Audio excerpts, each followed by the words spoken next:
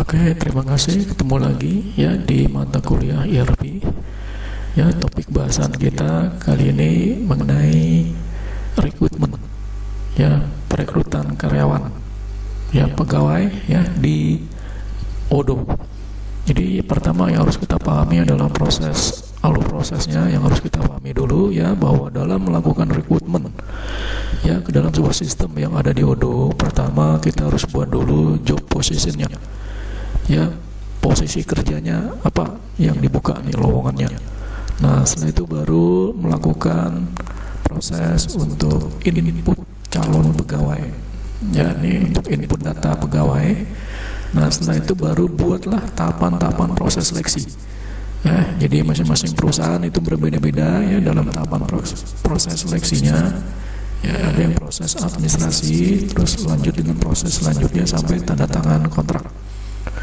Nah, setelah sudah diterima, artinya sudah tanda tangan kontrak, baru dia di-create calon karyawan. Berarti di sini di-create bahwa dia itu sudah menjadi pegawai ya, itu. Nah, setelah itu baru kita harus mengupdate ya kegiatan rekrutmennya. Jadi ini maaf ya, di sini kegiatan sebelum jadi pegawai ya, input datanya. Setelah itu baru proses tahapan seleksi di sini ya, mulai dari wawancara kedua, tes keahlian sampai tanda tangan kontrak di sini. Nah, baru pada posisi ini ya, ini dianggap create employee ini sudah diterima ya. Ini datanya sudah diterima, di save untuk masuk ke dalam sebuah sistem yang ada di Odoo. Nah, kalau sudah diterima seperti ini ya, create employee ini berarti bagian HRD atau juga manajer ini melakukan setting buat user account karyawan untuk akses ke Odoo, terus juga buat akses right aplikasinya ya, akses right-nya apa dia, terus juga buat HR settingnya ya, mengenai informasi pegawai dan juga kaitannya dengan related user terhadap user itu sendiri ya. Ini tahapannya. Nah, sekarang kita langsung praktek. Jadi pertama yang harus dilakukan adalah kita harus buat job position. Nah, di sini ya, rekrutmen, masuk konfigurasi, masuk job position. Ya, kita tentukan dulu ya, apa job posisi apa yang dibuka lowongannya oleh perusahaan. Ya, misalkan di sini saya masukkan administrasi ya. Administrasi,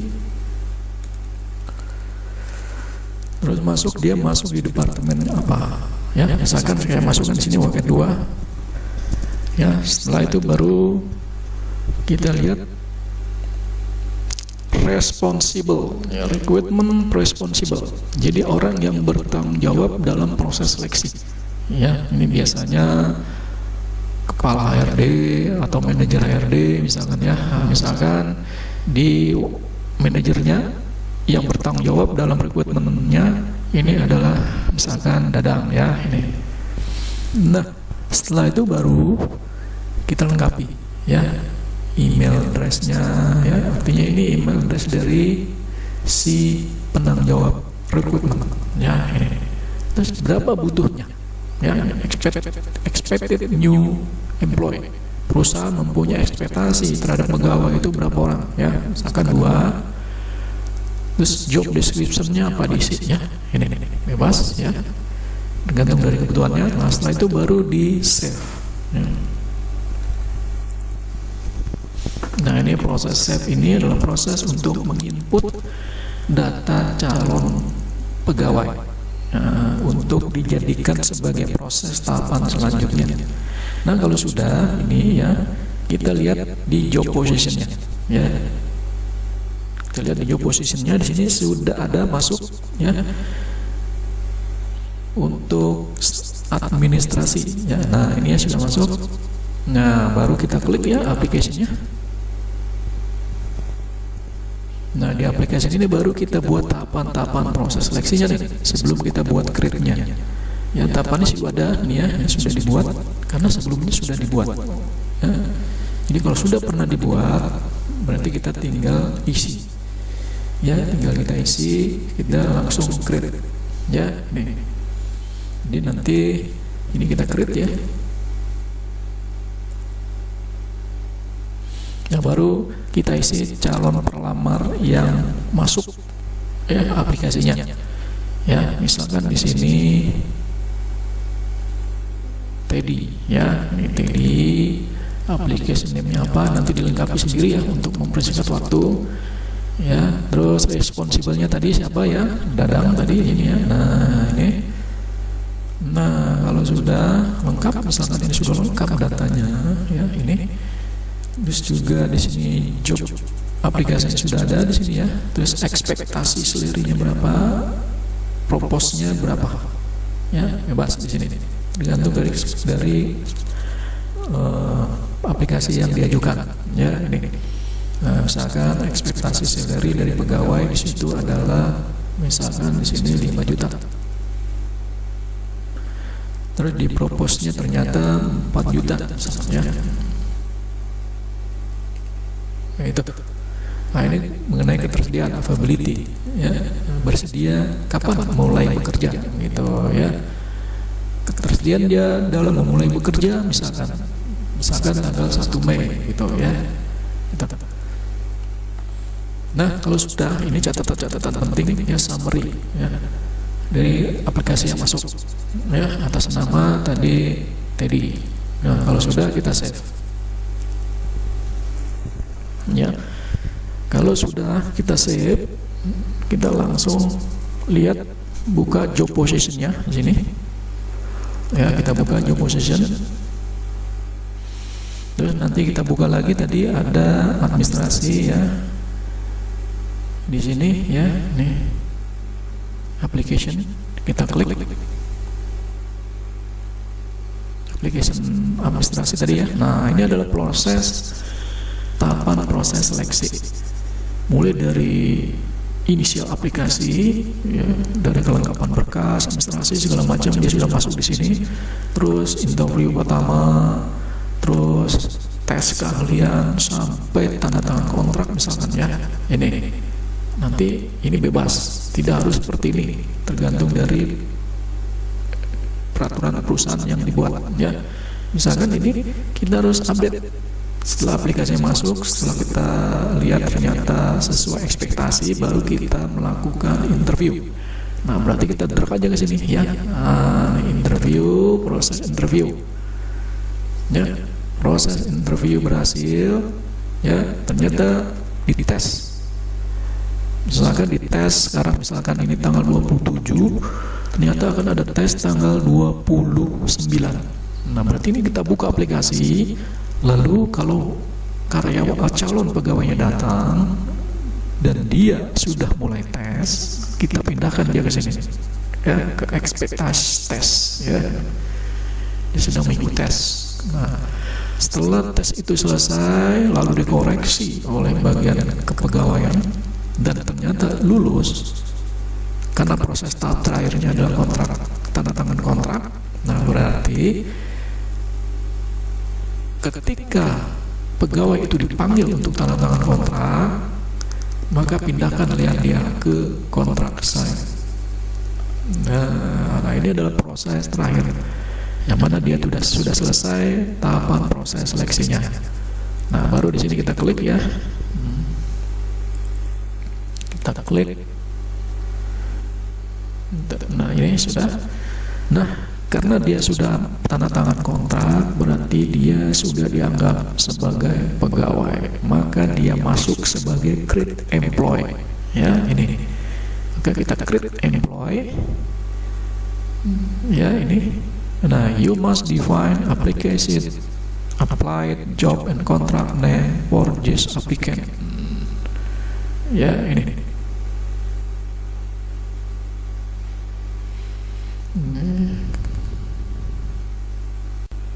Oke, kita lanjut lagi ya tadi. Lalu kita create employee ya. Nah, jika ada keterangan seperti ini, berarti kita harus definisikan ya kontak name-nya, ya. Oke, karena kita definisikan kontak name-nya ini, karena ini harus ada. Nah, berarti kalau belum ada di sini, kita lihat di sini apakah Teddy ada, sudah tersimpan Teddy. Ya. Nah, ini belum ada, ya kita create. Ya, emailnya apa? Ya, bebas di sini, ya. Terus job position-nya tadi bagian administrasi ya ini. Nah sekarang kita create employee. Nah ini sudah mulai proses untuk disimpan ya sebagai pegawai. Nah ini ya artinya bahwa Teddy ini dia sudah masuk ke dalam sebuah sistem database yang ada di Odoo. Cara ngeceknya bagaimana? Kita cek dia di employee ya. Kita cari employee. Kita lihat di sini employee. Nah, kita klik employee, apakah ada Teddy masuk di database employee? Ya, kita lihat di sini Teddy. Nah, ini ya sudah masuk administrasi. Ya, Teddy. Nah, langkah selanjutnya adalah ya kita harus membuat user account. Ya, tentu user account itu kalau kita buat ini ada di setting. Ya di sini ya di setting sini ya di setting, lalu nanti masuk di user ya. Dari user ini nanti kita buat user account seperti pada session pertemuan membuat user ya. Nah ini create user ya. Jadi misalkan ya di sini ya nama Jenny ini kan sudah dibuat ya user accountnya ya. Jadi jangan lupa ya kita buat di sini hak aksesnya, akses right-nya ya. Ini akses right-nya ya, itu yang terpenting ya. Terus ya jangan lupa juga ketika di employ ya. Ya ini ya tadi ya di employ tadi ya, ini employ. Terus cari yang namanya Teddy ya, ini Teddy. Ya dari Teddy ini kita edit dulu ya. Kita harus lihat di sini personal information-nya, kita harus buat ya home address-nya Teddy ya. Ini sudah kan tadi sudah kita buat Teddy. Terus dilengkapi ini ya. Terus HR settingnya ya, HR settingnya related usernya ya. Ini harus kita masukkan Teddy. Agar apa? Agar dia bisa melakukan aktivitas timesheet attendant ya. Ini ya, ini Teddy lengkapi, ini emailnya juga lengkapi ya. Ini ya Teddy at gmail.com ya. Udah, ini nanti dilengkapi sendiri ya, lalu di save ya. Setelah di save, jangan lupa tadi kita belum buat user account untuk login ya. Nah ini Teddy ya, nanti dilengkapi sendiri ya. Ini yang paling utama itu ya, related user, agar dia bisa terkoneksi dengan timesheet attendant ya. Kita save ya. Nah kalau sudah kita save, baru kita buat user account ya untuk login ya atas nama Teddy tadi ya.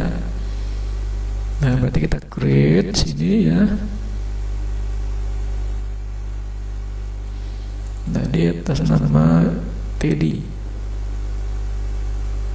ya. Teddy, email address-nya tadi Teddy at gmail.com ya. Ini terus akses right-nya jangan lupa.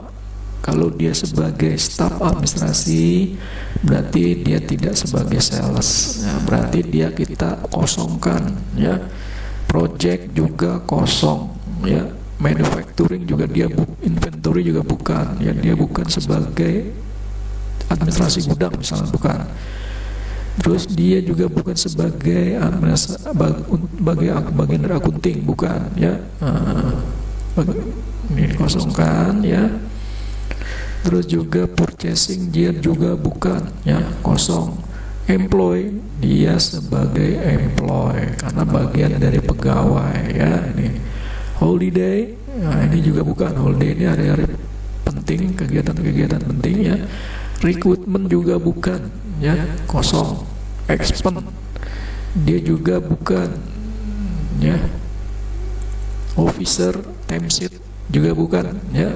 Timesheet, ya, karena dia hanya officer saja, ya. Attendant juga masuk, dia sebagai manual attendant, ya. Ya. Nah ini kaitannya dengan dia presensi keluar dan masuk kantor, ya.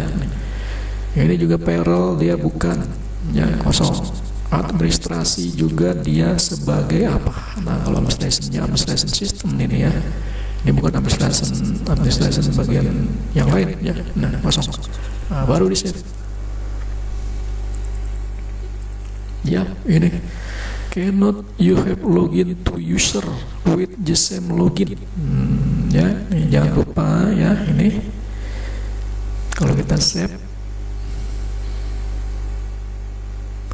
you cannot have two user with the same login. You cannot, tidak bisa dua user login. Nah kita lihat di sini, ya, apakah memang sudah ada, ya. Kita cancel.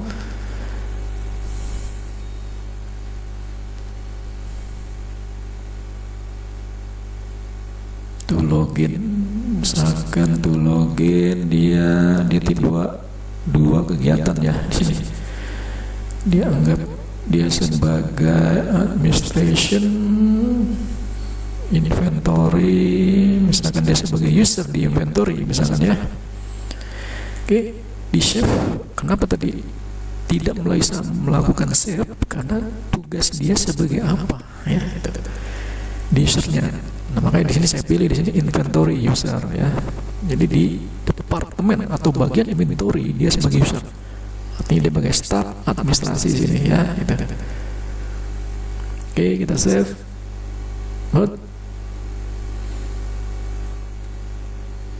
Oke, kita discard. Oke, kita lihat. Nah, di sini sudah ada Teddy, ya. Kenapa? Karena bentrok tadi, ya, itu. Masalahnya di bentrok aja, ya. Bentrok. Nanti di sinilah yang harus kita edit. Ya, ntar kita edit dulu. Ini kita edit.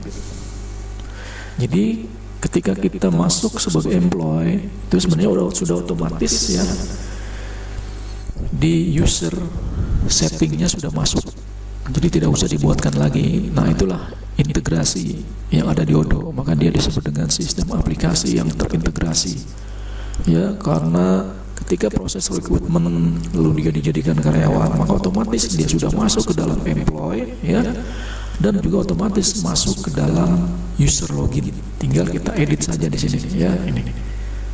Nah, tadi keterangan tadi itu intinya adalah tidak boleh ada dua user, ya. Nah, berarti ini kita kosong, ya, sales. Terus dia project kosong, ya, inventory dia sebagai user misalnya, ya. Misalkan di administrasi untuk bagian inventory misalnya. Terus untuk manufacturing juga kosong, ya. Untuk ini kosong, ya. Purchase employee dia sebagai employee jelas, ya, sebagai pegawai, jadi harus dimasukkan dia sebagai employee semua, baik itu manajer, direktur, staff, itu masuk employee ke sini. Agar apa? Agar dia bisa melakukan aktivitas yang namanya kepegawaian, ya, timesheet, attendance, presensi, dan sebagainya. Nah ini holiday juga kosongkan, recruitment kosongkan, expense, ya, ini kosong, officer kosong, attendant, ya, ini kita buat dia manual attendant. Nah, terus ini juga payroll kosong. Dan sudah lengkap, kita save, ya. Nah ini sudah, ya, sudah di setting, ya, baik setting akses aplikasinya maupun setting HR setting, ya. Oke, Jelas sampai di sini untuk session recruitment untuk mata kuliah ERP bagian rekrutmen. Terima kasih. Assalamualaikum warahmatullahi wabarakatuh.